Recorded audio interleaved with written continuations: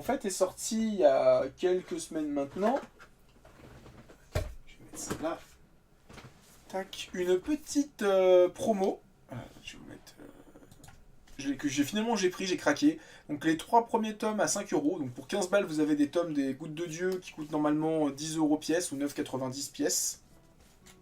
Donc grosse série de seinen sur l'onéologie de 44 tomes. Suivi d'un spin-off qui fait 26 tomes qui s'appelle Les Gouttes de Dieu Mariage. Alors pas sur le mariage, la mariée, le mariage à la cathédrale, non, c'est le mariage du vin et d'un aliment. Donc moi c'est une série qui m'a toujours intéressé, mais c'est vrai que 44 tomes sur l'onéologie, on souffle un peu, j'avais un petit peu peur. En même temps, ça fait un mois que Noévé est en mode silence radio. Voilà. Donc ça me fait, à 2 tomes près, ça me fait un peu chier de me dire que la série sera terminée. Donc je disais, Les Gouttes de Dieu, donc manga de 44 tomes sur l'onéologie. J'étais très curieux de lire le manga, mais en même temps, bah, il fait un peu peur parce que tu dis 44 tomes sur l'onéologie. Alors, moi je suis quand même je pars du principe que j'ai lu des mangas sur tout et n'importe quoi en France. J'ai un manga sur la boulangerie, hein. Donc on peut me faire kiffer tout et n'importe quoi avec le manga. Donc après c'est juste la manière de le raconter. Mais Goutte de Dieu, c'est surtout la longueur qui me faisait peur. Je dis 44 tomes et le résumé c'était... alors je vous explique vite fait le speech. Donc c'est un manga de Shu Okimoto et c'est scénarisé par Agi Tadashi et Seimaru Amagi. Donc 44 tomes, c'est terminé depuis 2020 en France chez Glénat. Donc ça a duré, il y a eu au moins 10 ans de publication.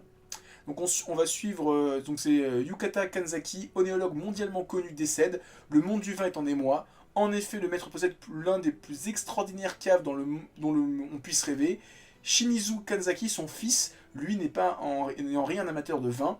Employé dans une brasserie, il fut même plutôt rebelle à ce père, tant obsédé à lui faire découvrir les arômes du vin, qui finit par l'en dégoûter. Tout le contraire de son frère, le sombre Issei, fils adoptif, qui a suivi une brillante carrière de sommelier, à qui reviendra la cave de Yutaka Kanzaki. Le testament du maître est clair, celui des deux qui résoudra 12 énigmes sur 12 vins et découvrira quel est ce 13e et mystérieux vin, inconnu de tous, et que le maître surnomma les Gouttes de Dieu. Et donc voilà, donc ils vont devoir, sur 44 tomes, découvrir 13 vins. Je me suis dit, 44 tomes, 13 vins, c'est fort de café. Mais en fait, en ayant lu les 3 premiers tomes, je me rends compte que ça va pas être 12 tomes de goûtage de vin et pendant 44 tomes les deviner un par un. C'est plutôt, on va suivre plein d'histoires et il va y avoir des moments où, là c'est le jour de l'épreuve, faut deviner le premier vin, le deuxième vin, le troisième vin. Genre, sur les 3 premiers tomes, je crois qu'ils ont... Alors, peut-être que je dis une connerie, peut-être que j'ai dit une grosse bêtise, mais ils ont goûté un vin, mais ils ont pas encore... ils ont un mois pour le deviner. Et genre là, il y a un chapitre où le héros commence à deviner, à découvrir c'est quoi le vin, les différents pays du vin, les différents terroirs locaux dans les différents pays. Genre il y a un chapitre où il rencontre un japonais qui a demandé une bouteille de vin, il casse la bouteille de vin, il trouve un vin similaire, et on suit toute une histoire, quasiment c'est le tome entier, où en fait il raconte sa vie, qu'il a rencontré une Française quand il était étudiant, qu'elle est rentrée dans son pays, que lui est dégoûté, que c'était une bourgeoise et qu'il a un peu la haine, et quand elle revient, ils font « Non mais en fait j'étais amoureux de toi, et t'as juste pas compris ça ». Et puis basta. Et ça, c'est le tome entier. Il y a tout un chapitre sur un mec qui adore les Italiens et qui répugne le reste, etc. Et c'est super intéressant.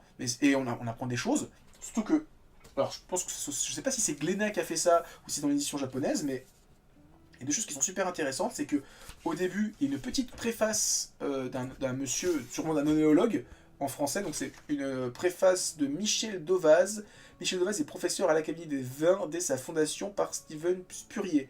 Donc là, il y a une petite préface de ce monsieur, alors qui a été faite au Japon. Bon, je crois que c'est marqué à la fin. Michel Dauvaz. Tokyo, janvier 2018. Non mais déjà, je me rends compte et je souffle déjà. Je sais pas, regardez. Tokyo, janvier 21-08, 2108. Le mec il est dans le futur. Donc 2008 je pense. Hein. Mais je sais pas si c'est... Parce que comme le manga a commencé il y a quelques années plus tôt, je sais pas si c'est propre au manga ou si c'est propre à l'édition japonaise. Et pareil, à la toute fin de chaque tome, alors sur les 3 tomes que j'ai moi, il y a mais genre, il y a le pavé de lecture. Hein. C'est genre, t'as 8 pages où c'est que de la lecture. Où c'est vraiment des explications, c'est genre... voilà, il y a une, deux... Alors là, c'est dégustation de Château Montpéral 2001. Donc c'est les auteurs qui le dégustent. Après, t'as apprenons les millésimes. Apprenons à nous desservir d'une carafe à décanter. Bordeaux contre Bourgogne. Les appellations des vins. Les appellations des vins en 3 parties. Donc ça. Et après, t'as les classements des auteurs quand ils ont goûté des vins, etc. C'est hyper riche. Et donc dans chaque tome, t'as un petit feuillet comme ça en plus. Maintenant, le manga, il y a 2 défauts. Entre guillemets. Hein. Le premier défaut, il goûte des vins. J'aimerais bien les goûter parce que bah on dit oui, je sens les senteurs florales, le thym, le pain, la pastèque, le cocotier. Ouais bah moi je bois de l'eau. Donc je me rends pas forcément compte des saveurs florales. En plus moi, je suis pas très vin rouge, pour être honnête. Je trouve que c'est un peu trop tannique à mon goût. J'arrive pas à savourer le vin rouge. Autant le vin blanc, j'apprécie beaucoup, je sens beaucoup plus les arômes fruités. Autant le vin rouge, pour moi, ça a le même goût. Hein. J'en ai bu 3-4 dans ma vie, ça a tout le même goût. Hein. Autant en termes de parfum, je sens des trucs, mais autant dans le goût, pour moi, c'est trop tannique. Et j'arrive pas à apprécier ce goût. Et l'autre, entre guillemets, défaut, le manga il se passe en 2005. Et c'est le produit de son temps. Ce qui fait qu'à un moment, ils boivent au début du manga, ils boivent une bouteille, et ils font oui, ça c'est un petit vin jeune, il est de 99. 25 ans, c'est plus vraiment jeune. Mais voilà, je chipote parce que bah forcément, 25 ans, bah, le manga il a 20 ans, donc forcément, pour eux, ce qui était jeune il y a 20 ans, bah, pour nous maintenant c'est un vieux. Et pareil, goûter les bouteilles, bah ouais, mais c'est pareil dans tous les mangas culinaires. Quand ils goûtent un fromage, un bout de pain, etc., t'aimerais le goûter pour dire ah ouais, je comprends. Sauf que là, c'est des vraies bouteilles que tu pouvais acheter. Maintenant, le problème, c'est que les vins, ils ont pris de l'âge, donc forcément, ils sont plus le même goût. Mais voilà, en tout cas, la série, le manga est super intéressant. En termes de dessin, c'est pas incroyable. En termes de représentation, c'est très, c'est dans le spectaculaire, mais dans la retenue aussi. Genre par exemple, voilà, il y a quelqu'un qui, au tout début, c'est vraiment le chapitre, il y a une sommelière qui sent un vin, il dit, je sens la fleur, alors je sais plus c'est quel type de fleur, et donc il y a le héros qui arrive et qui décante le vin. Donc là, c'est le moment shonen en mode, waouh, il décante le vin, c'est un truc de fou. Ah oui, attendez, peut-être que je vous mets la page, ce sera peut-être mieux. Voilà, donc elle sent une odeur. Et donc le héros fait son truc, et donc elle apprend quand elle boit le vin, là, elle sent maintenant la forêt, elle sent le champ de fleurs. Et donc c'est plus dans ce délire-là, il n'y a pas ces délires un petit peu à la Food Wars, où les mecs ils ont des réactions, ils voient des poulpes les enlacer, c'est plus vraiment, on nous montre une œuvre d'art. Voilà, par exemple, je sais plus, il y a un personnage, voilà, il boit du vin, il voit il est dans les champs de raisins. Il y en a un, il boit un moment, il boit un vin, il voit une pièce de peinture. Mais on reste comme dans quelque chose de très sobre. Voilà. Et il y a le passage avec un mec qui boit que du vin italien et donc qui refuse de boire du vin autre que italien et qui vit dans une baraque immense où il y a des bouteilles partout. Et donc lui, il vit dans un appart minuscule parce qu'en fait le reste de son appart c'est sa cave à vin. Et, voilà, et donc pour l'instant, pas beaucoup d'épreuves liées à l'onéologie. Voilà, c'était sous toutes les pages. Voilà, donc il y a des trucs où, genre par exemple, ils vont goûter un vin et donc le héros va essayer de deviner. Voilà. Mais en tout cas, j'ai bien aimé. Alors, pas il y a des trucs où des fois c'est un peu simple. C'est genre par exemple, lui, à un moment, il achète de la terre de tous les patelins de France qui cultivent du vin parce qu'il veut sentir la terre. Ça, c'est la terre d'un Bordeaux de mai de 1808. Ça sent le calcaire. Ça sent le corail. J'aime ça. Bon, c'est un peu exagéré, mais voilà, c'est un peu ce délire-là. Ça donne envie de commencer la série. Moi, j'ai beaucoup aimé les 3 premiers tomes. J'avoue que je pense que je vais m'acheter les mangas en numérique parce que 44 tomes, je vais pas le faire. N'oublie pas la suite. Oui, le mariage, ouais, j'en parlais. Le mariage qui est donc sur les mariages de goût. C'est vraiment le fait de lier un aliment à un goût. Enfin, un vin. Donc, les gouttes de Dieu nous avaient appris les vins, mais pour profiter pleinement du potentiel d'un vin, il faut savoir l'apprécier en accord avec les mets qui l'accompagnent. Voilà. Et donc, je disais, est sorti cette semaine sur France 2 l'adaptation en live de la série. Alors, l'adaptation en mini-série. C'est-à-dire qu'en fait, alors, j'ai tout regardé, hein, parce qu'en fait, c'est disponible en intégralité sur France Télévisions jusqu'au 11 juillet. Les 3 premiers sont sortis lundi. Je les ai regardés et après j'ai enchaîné. J'ai dit, oh, je regarde tout d'un coup et j'en parlerai vendredi en live. Comme ça sera frais dans ma tête. Alors, c'est une adaptation très libre. Alors, je sais pas si elle est franco-japonaise ou non. Parce que, mine de rien, j'ai absolument pas regardé si c'était franco-japonais ou quoi que ce soit, mais je dirais que ça l'est. Voici, au pays d'origine, ah non, mais non, mini-série américano-franco-japonaise. Donc, ah ouais, américano, surprenant.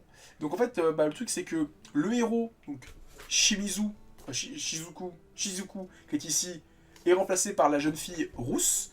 Son père, le grand sommelier japonais, est donc un sommelier français qui est expatrié au Japon, il vit au Japon. Et donc, comme le manga, il décède d'un cancer, il l'invite, ils sont embrouillés depuis des années, elle boit plus de vin à cause d'un traumatisme, et, donc, qui est pas dans le manga, si je dis pas de bêtises.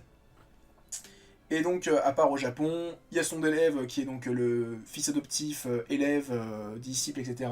Donc, celui qui héritera de sa fortune de 1 milliard de yens de vin, c'est celui qui gagnera 3 épreuves. Donc là, au mieux de faire 12 épreuves, plus les gouttes de Dieu, ils en ont fait que 3, plus les gouttes de Dieu.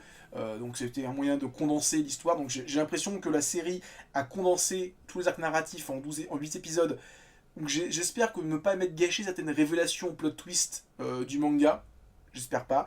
Tout se passe quasiment en France. France et Japon. Donc elle vit en France. Son père décède au Japon, à part au Japon. Son père est français. Elle rencontre son frère d'armes, son rival japonais.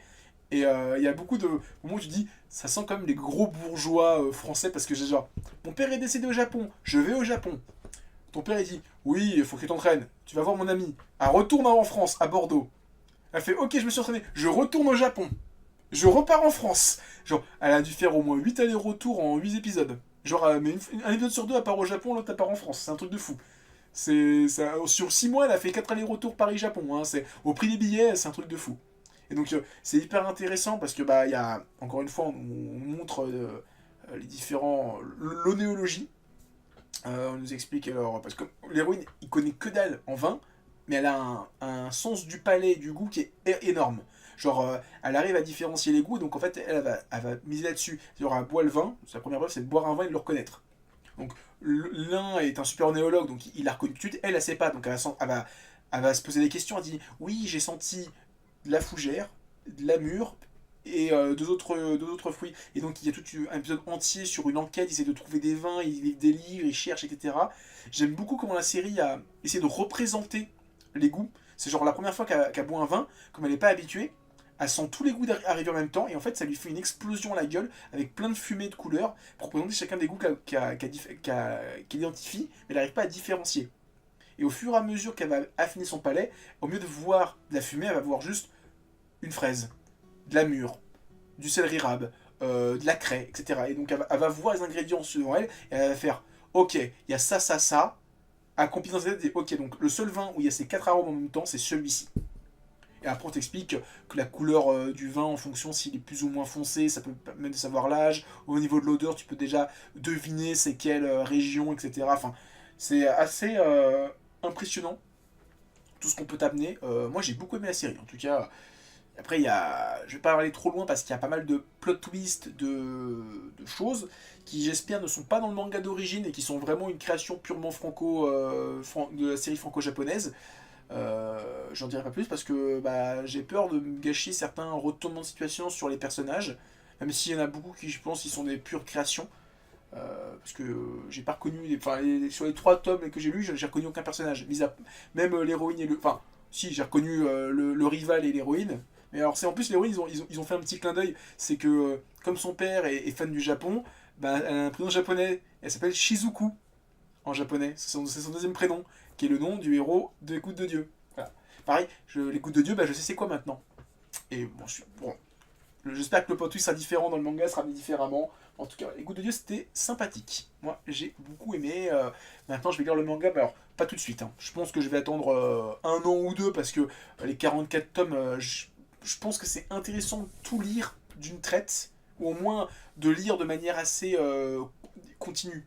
Genre si je lis 4 tomes là et je lis les 4 tomes suivants dans un mois, je pense que ça va être compliqué de remettre les rails. Et j'avais quelqu'un qui m'avait dit ça sur Twitter, alors il faut que je retrouve la personne. J'avais posté disant que tiens, ça a commencé, c'est Mamoru, qui me disait enfin, un homme éclairé, ayant lu l'intégralité à l'époque, je peux te dire qu'il y a énormément d'infos dedans et elles sont réelles. C'est bien documenté, tu voyages, mais j'avoue que vaut mieux être un peu intéressé au sujet pour tenir jusqu'au bout car une certaine redondance s'installe malgré tout et malgré la quête. J'ai fait de l'onologie et franchement, le manga est top. J'ai même acheté des bouteilles dont parle le manga pour comparer les sensations à lire avec un bon vin de préférence. Saluté. Ou plus par arc, oui. On verra. Mais après, voilà, comme je ne sais pas combien de temps dure un arc, bah, autant avoir tous les tomes sous la main pour lire, dire ok, j'ai fini la première, genre ok, premier arc, premier vin de Vinet, ok, je m'arrête là, je fais une petite pause, dans une semaine, j'enchaîne avec l'arc 2, deuxième vin, etc. Le problème, c'est que là, si tu t'achètes 4 tomes et qu'en fait l'arc est pas fini, tu vas devoir aller courir à la Fnac acheter le tome 5 ou le tome 6, donc enfin, je pense que je les prendrai en numérique, donc c'est pas trop grave, mais voilà, en tout cas, je les prendrai. Maintenant que j'ai les tomes sous la main, je sais qu'il faut que je les commence. Et c'est dans ma wishlist à faire un jour. Et en tout cas, c'est prévu. Maintenant que j'ai les 3 premiers tomes. Voilà. En tout cas, profitez-en. J'en ai vu encore à la Fnac, pas loin de chez moi, donc ça doit être encore trouvable facilement. Ça serait con de... Au moins, faites-vous une idée. Ouais, genre 3 tomes à 5 euros, c'est 15 balles. Quand on sait que les tomes sont de base à... ils sont à 9,50, c'est quasiment... Enfin, ils sont quasiment à moitié prix. Donc, profitez-en. Je vous incite pas à les acheter, mais voilà, au moins le tome 1 pour vous faire une idée, le tome 2, le tome 3, enfin voilà. Dites-vous que les 2 premiers tomes, c'est comme si vous en avez un offert. Voilà, donc un tome acheté, un tome offert.